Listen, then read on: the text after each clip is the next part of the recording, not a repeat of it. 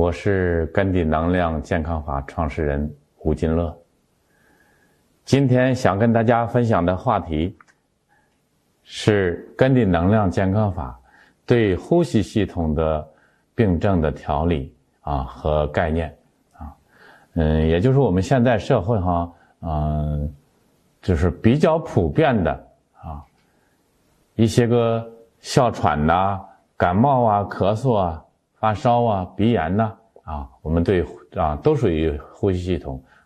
所以说用根底能量健康法的理念和手法来针对这个呼吸系统的病症的调理根底能量健康法它是打破了我们传统的一些个封建思想的观念不是针对着我们全身的经络的调理，而是针对着我们全身的经络里边的精气的生发源泉的地方生发地，也就是源泉生命的能量的源泉的部位做的手法，也就是我们盆腔、骨盆下焦一部分包括我们的肛门做的调理所以说它打破了我们的传统思想、封建思想观念的束缚还打破了我们现代古今中外医学界的一些个固有的传统观念也就是说对一些个病症的认识观念比如说哮喘和皮肤病这些个我们老中医都在讲，包括我们中西医现在有多少哮喘能好的？可是我们现在社会不管是就是老年性的哮喘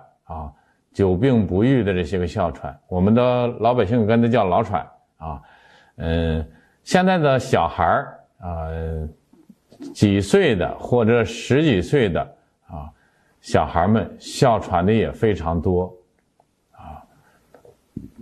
所以说呢，古人有一句话说内部之喘，也就是我们老百姓讲的一句话，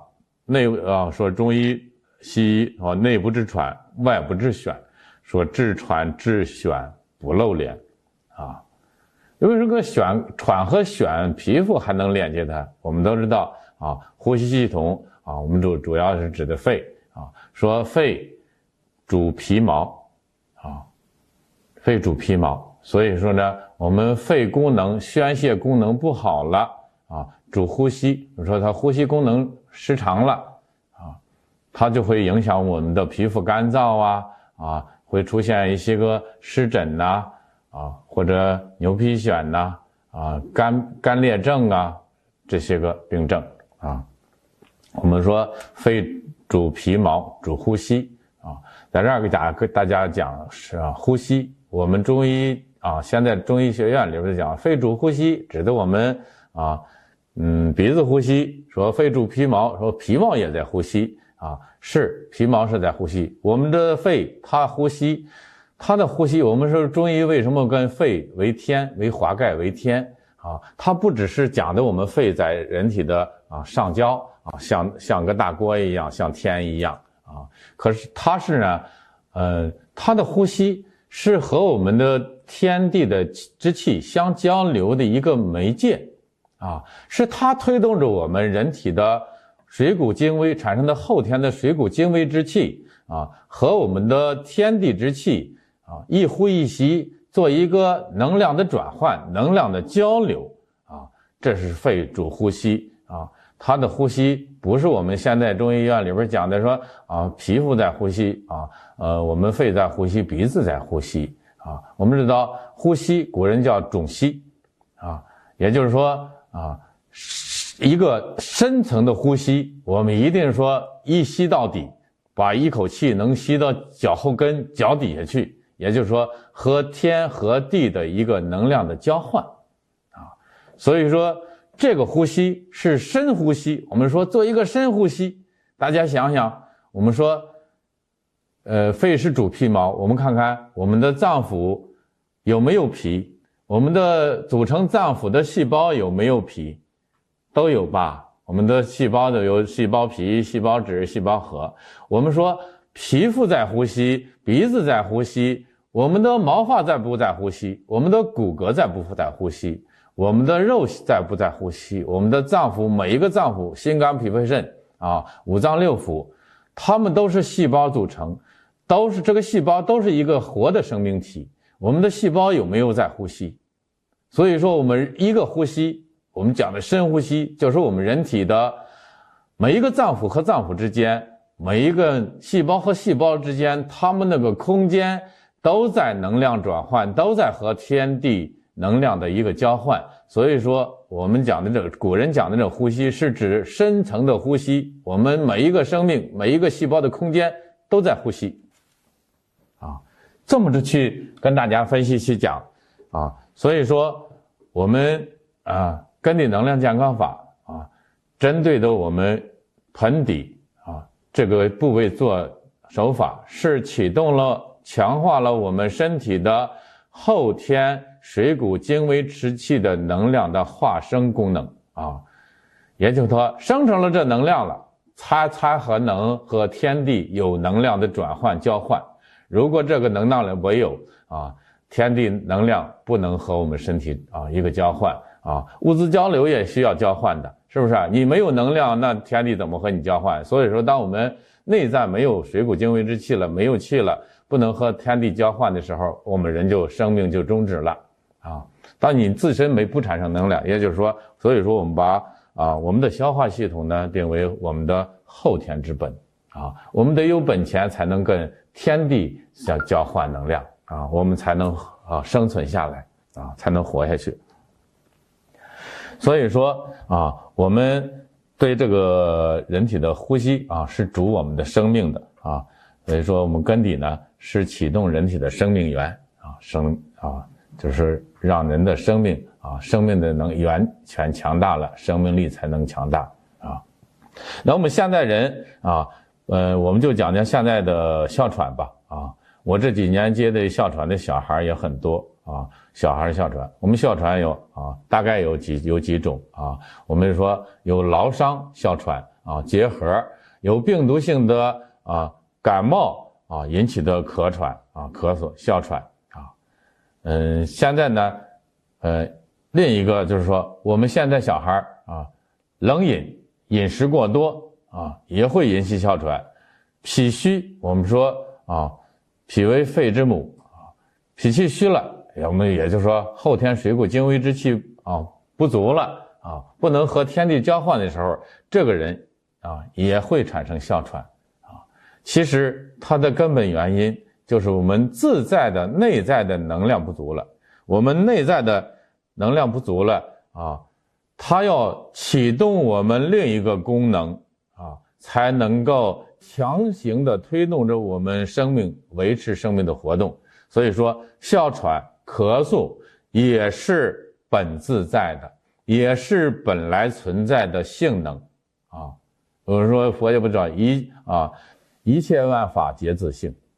一切皆自性，都是本来存在的。我们有没有这个性能，它也不会启动当你伤害了它，它需要的时候就没有那个功能。所以说我们人体所有的症状都是本自在的功能我们有一个劳伤哮喘，我们古人跟劳伤叫什么呀？叫防劳，也就是说防劳过度。大家都知道防劳是什么，也就是说性生活过度了伤了我们的肾气了，也就是肾气不能肾，我们古人跟古人也叫肾不纳气，它不能接纳肺推给它的这个气的时候，它就形成了气机上逆当我们吸进气来不能打得底了，它接不住了，它没有这功能去接纳它的时候，它才形成了气机上逆，我们开始哮喘从另一个角度去看呢，就是说我们的底气上不来了，不能天地相交了我们另一个功能启动呢，就是说我得使劲倒这个气儿我们说这人倒气的时候是不是也在喘呢？他说底气上不来了，我们要使劲倒气儿，用力的倒气儿，把这底下底气得倒上来。可是我们底下要没有气了呢，倒半天也没有，这人倒来倒去就倒死了倒不上气儿了就死翘翘了呗，是吧？就是说这哮喘呢，还是由于伤了肾精肾气。我们形寒冷饮，现在的小孩饮食过度我们都是说辛寒冷饮伤脾肺，其实不止伤的脾肺。我说辛寒冷饮能够伤我们的血脉我们的冷饮吃了不只是经过胃，经过大小肠，我们都吃过冷饮，吃的过多冷饮，是不是全身都觉得凉啊？好凉快凉的特别痛快。我们都说消化系统受了寒凉了，我们的心受没有寒凉，我们血脉凉不凉？所以说在这儿我们再回头看看那个自闭症的孩子我们上期讲的自闭症的孩子是不是跟冷饮有关？是的，心横齿懒，心寒齿冷，是不是血脉都是凉的，心都是凉的。当我们血脉都是凉的时候，你看我们身体是不是各个功能都会衰退所以说这个冷饮呢，我劝大家不要吃当我们社会有了冷饮，我们人奇形怪状病才多还有人在议论说，怎么外国人一天都吃冷饮？我们去看看外国人是什么体质肥胖的，早班就全得了什么各种奇形怪状的病了，心脏病、冠心病发作率比我们国人都高所以说这个冷饮伤害了，说心寒了、冷了，所以说会引起小孩呢内心也是阴寒的、阴冷的就是说寒血脉的凉的，心也是凉的我们吃了冷饮，不只伤了我们的消化系统，也伤害了我们的生津化气的功能。所以说它是伤脾肾的，伤了脾肾以后，我们才引起的哮喘我们还是说这个哮喘也是我们的功能当我们的脾肾我们的古人说肾为先天之本，脾为后天之本，两个本都给伤掉了以后伤了以后，我们是不是我们的呼吸系统受到了伤害所以说出现了这么多的鼻炎什么过敏性鼻炎，不管它是什么鼻炎。原来我们没有过敏，对什么都不过敏现在医学上去一查都过敏了，就是说又找过敏源去了。我原先什么都不过敏，我们身体为什么过敏了？你上外边去找原因不找这内在的原因，是我们的体质不行了，我们不能去消化转化我们现在摄取的这个食物的时候，它就形成了过敏源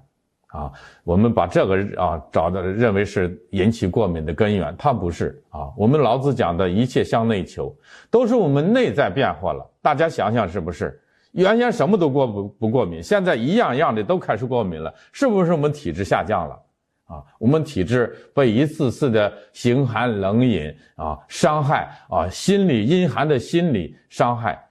打击伤害，是不是我们体质下降了？也就是说自己不能接纳外界的这些个食物的时候，它就会形成一个向外排异的这个功能出现，所以说形成了什么都过敏什么都吃了什么过敏了、鼻炎了、哮喘了就开始出现了所以说第一，我们要想着把这个哮喘改掉。我讲根底的根字的时候就跟大家讲过，根我们有一个身根、性根和命根，也就是说性是本来存在的我们人体的各个性能，命呢是向外的，是在外的，所以说我们的性主命我们的性格、我们的兴趣、我们的爱好，你爱吃冷饮，你爱说爱笑爱玩，你爱生气都是你的性格主宰我们的命运主宰我们的行为。就是说我们讲的就是说我们要改变的外在的那个根，我们所有的痛苦、所有的症状都是外在追求的饮食、生活习性我们讲修炼都说先修什么？修性、修命、修习，改变习性那个习性才是我们的根。也就是说我们的心里边的观念，对我们饮食的观念有人认为吃冷饮舒服，吃水果什么养生增加营养，这都是我们的一个错误的观念过多的错误的观念，贪欲所以说把那才是造成痛苦疾病的根源。我们把这些个根源先把它除掉我们现在有好多人在补我们吃什么补？我说我们现在不缺营养，谁们家都不是揭铺盖锅了，吃了这顿没那顿的，都是营养过剩贪欲过剩我说了，我们多吃多喝的我们说这个东西好补多吃多喝的这些个东西不被身体吸收运化产生精气的啊。我们有的说这东西是热性的、温性的，我说只要不被人体运化产生精气，它都叫有形的浊阴之物啊。我们就说有人说什么疲劳伤食啊，就是说伤食过度，也就是说我们的饮食过度啊，能够伤我们的脾，是不是啊？伤了脾以后，然后影响我们的肺功能啊，影响肺，也是脾不运化了，是不是啊？运化不了精气了，我们肺没有能量去和外界交流的时候，它就影响它的功能啊，影响它的能量的转换啊。所以说，第一要想解决这个哮喘，我这几年接的这些个哮喘的孩子，爸爸带着什么父母带着全国净找这些个专家教授大医院了啊，到哪都是回去多喝水啊，都是讲着多喝热水啊，多喝温水啊，好像是水是生命之源，万物生命之源，还能治百病似的，岂不知道是说向外求的物质的东西啊，我们都是说物无好坏，过则为灾，你多了都是灾难，水能载舟还能覆舟。我说水是生命之源，它还能要人的命呢，是不是啊？你喝多了还能中水毒呢，啊，所以说，真正的找到的根源是我们的生活的习性啊，我们的把冷饮戒掉啊。好，有我前年接的那小男孩哮喘的爸爸都花了上百万了，全国净找专家教授去给治病去了，结果越吃药越打针啊，越吃药越严重，后来到我这儿还想天天吃海鲜呢，我们得找个海鲜馆吃去，住个高档。我说你们家就得妇育病，是不是？天天老玉米大白菜就得不了病啊，都能化生精气。你们家天天吃海鲜吃鱼肉的，我说这些个不能化生精气。我们都知道五谷生精，是不是啊？鱼肉不是生精的，只是我们人体需要它的一些个蛋白质啊，胶原蛋白之类的，需要它的一些个营养成分，它不能生化精气啊。所以说到这儿以后，我就让孩子，我说让孩子爸爸把这些都戒掉啊！你们家就是妇育病，太有条件了啊！就说把冷饮戒掉，把海鲜戒掉，这是造成他哮喘痛苦的根源。另一个呢，把已经摄入身体给身体造成的储存在身体的这些个阴寒的物质啊，阴寒之气，我通过的手法再给他做掉啊。3天，这孩子来的时候，他爸爸说了，我们孩子这2年了，不能卧床睡觉，只能坐着，躺下就喘就憋啊。这孩胖的都是水湿，都是寒湿。结果这孩子，爸爸听我话，我说把冷饮，晚上还想着喝饮料，吃海鲜就不要再去了啊。晚上就给孩子喝碗粥，如果不饿，连粥都不给他喝啊。饿他2天，太富裕了，我们家身体太肥了。我说都是贪欲造成的啊，人体口欲呀。为满足口欲给身体造成的伤害啊，结果第3天他爸爸说我们孩子能够卧床睡觉了啊。当我给他做手法的时候，这孩子一身的冷汗出来，全身都是排的寒湿之气啊，全身一身一身的凉汗出来。当他的凉汗都排完了以后啊，这孩子能卧床睡觉了。5天的时间啊，就他爸爸带着他全国奔波了2年多3年。到处治的这个哮喘，就这么简单的手法，小孩在享受中啊，5天的时间一点都不再喘了，而且孩子的寒湿排了好多，体重也下降了很多。一个肥胖的小孩，看着体型也瘦下了很多去，自己觉得走路也有劲儿了啊，精力也充沛了，脸色从那种黑暗的青黑的颜色也变出光滑红润了啊，小脸也慢慢的瘦下去了。我们都知道湿重犯于肝，所以说孩子呢寒湿过重，不止他伤的脾肺，伤的五脏啊。他这个说肝病多于湿，所以说孩子寒湿过重的人容易得脂肪肝呐、肝囊肿啊，甚至得肝炎啊。这孩子已经脸都黑青了，我们的中医一看，这孩子快有肝病了寒湿过重造成的身体的瘀滞啊。这就是我跟大家分享的这个现在社会很多的呼吸系统的病症，包括打呼噜啊、哮喘呐、鼻炎呐我们用根底的手法对这些个病症完全都能解决。这个病症分析就跟大家分析那么多可能我观察的还不是太全面我们可以在生活中去寻找更完善的答案下边我把这个手法跟大家操作一下啊。我们这个手法操作的手法呢，是针对着我们的肛门。我们的中医讲的肛门是大肠啊，大肠和肺是相表里的，而且它处在人体的最下端，所有的阴寒之物最后都沉积在这儿啊，也就是我们身体的中心的大管道啊，这个大管道啊，能和我们身体的所有的呼吸系统这个讲的这个所有的管道是相通的，大管道通畅了，我们的小管道才能通畅，才能够和宇宙交流，我们的呼吸才能正常。好了，我们开始演示手法吧。接下来我给大家演示一下调理那个哮喘、咳嗽、感冒发烧的这个手法啊。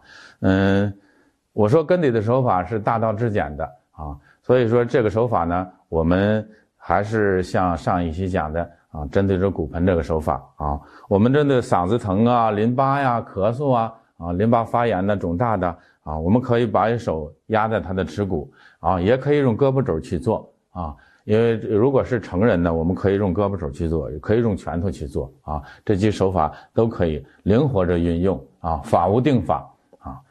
都可以运用。我们用手掌推着这个耻骨也行，压着他的小腹啊，另一只手呢贴着他的耻骨的两侧啊，看这边也可以压着，这边也可以压住，可以这一式啊，一个式子可以啊压着他多个部位啊去给他去做的。也可以用胳膊肘去压着啊，贴着这个耻骨边，不要去给人搓动啊。我给人搓动完了以后，这个局部组织破坏了，纤维组织第二天会肿痛。我们的手法让达到啊轻柔渗透啊，持续集中啊，要放下合一啊，用一种自然的真爱的心态去给人做啊，很自然流畅的。施术者也不累啊，大家看着这个手法是不是感觉到啊像舞蹈一样很自在很舒服啊？这样自己放松了舒服了，我们的被施术的小孩也好或者是成年人也好，他才会感觉到很舒适啊。我们要僵硬的一个身体给别人做起来也不舒服啊。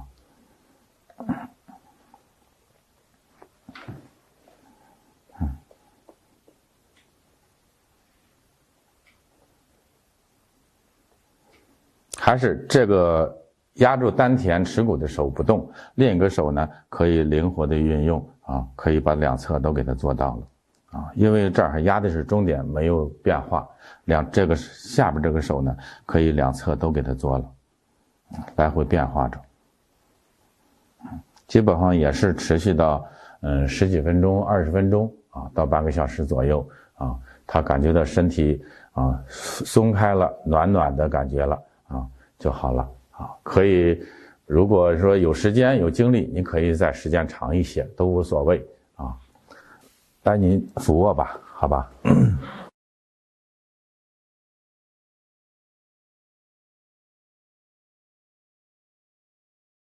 这是在讲理论的时候，也讲原理的时候，我们大肠和肺是相表里的，是人体的中心管道。所以说呢，我们可以把这个肛门这儿呢，啊，给这个小孩，比方说我们家孩子感冒发烧了，我们可以在他睡觉的时候啊，仰卧也可以，这么俯卧更得劲儿啊，可以给他抖动啊。我们在养生馆给孩子做的时候，感冒发烧了，就把中指贴在肛门口，两个手指头，其他的手指头在肛门周围，给它捂住了啊，也就贴合成了一体，给他摆动他的身体啊。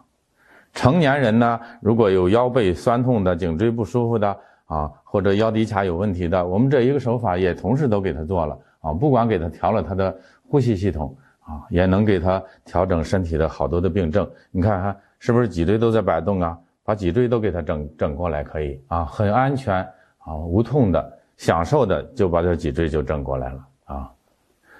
把这个能量也打上来，把它这僵硬的啊，就是说痉挛缩的、增生的这些个像脊椎啊，也都骨缝也都给它慢慢的活动开。这手就用中指贴在这儿啊，贴在这儿以后呢，看贴着肛门啊，贴着肛门以后呢，我们就这么抖动就行啊。如果是自己家的宝宝，可以躺在这个宝宝这儿，哎，就这么抖动着就可以了啊。孩子睡着觉，你就可以给孩子坐着，而且让孩子睡得更安稳啊。包括夜尿这尿床的这孩子都能有很好的效果啊。这个手法呢，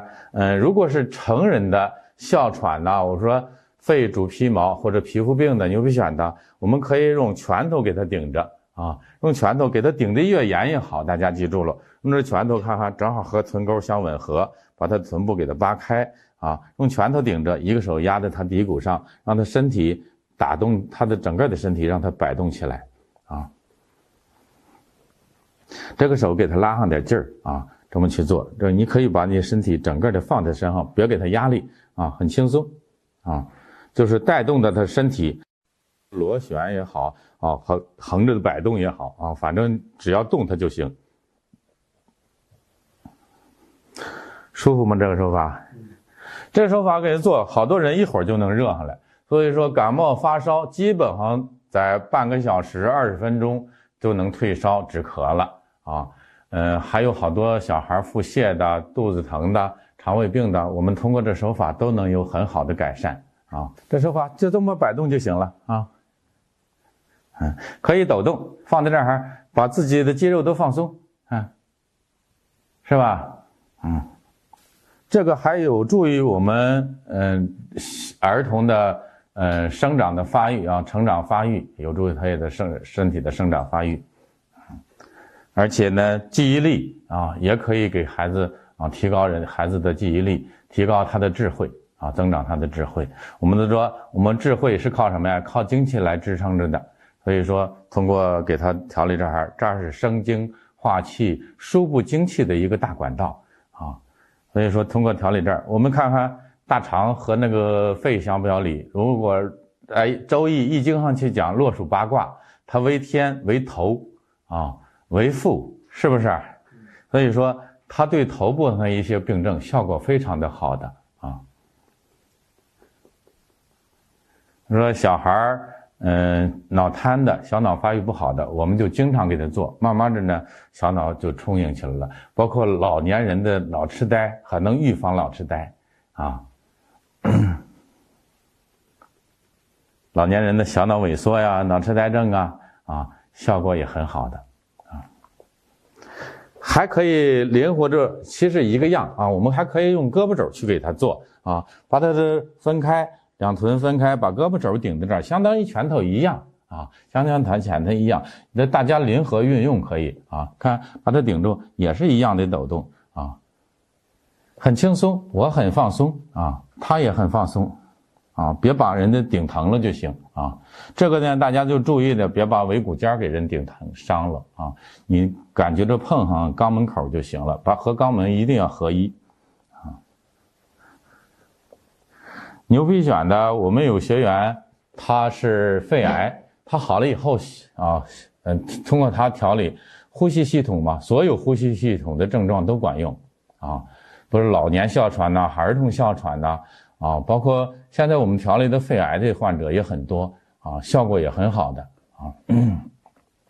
我们那学员得了肺病、肺癌以后啊，他的头发都白了，调了10几天。有80%的头发变黑，他学了手法，给他女儿就用胳膊肘给他女儿顶啊，晚上回来以后用脚后跟给他顶也行啊，脚后跟给他蹬，他调了10次的时间，就把他女儿3年的后背的牛皮癣完全就是调理好了。是不是能够感觉到后背有热的感觉上去啊？气管这种感觉都会有感觉，它贯穿了你整个的身体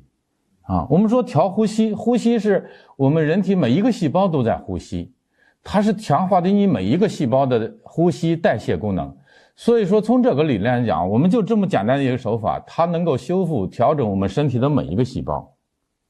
啊。那我们身体五脏六腑和长的各种病症啊，它都会有很好的调理作用。这才是启动我们人体的那个灵丹妙药呢。我们都去向外求，现在看这么一个简单易行的手法，是不是啊？能够和谐身体，调整身体，能够自己身体健康啊。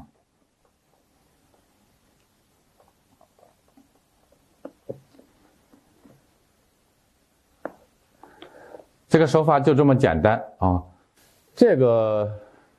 还是这时间呢啊，大家是灵活着去做。你有时间就可以做，多做无所谓，不要听大家说做的时间长了就什么懈了，根底完全是补的手法，没有懈。你想想，做的时间越长越好。自己你说做半个小时、1个小时，你有时间就可以做5个小时，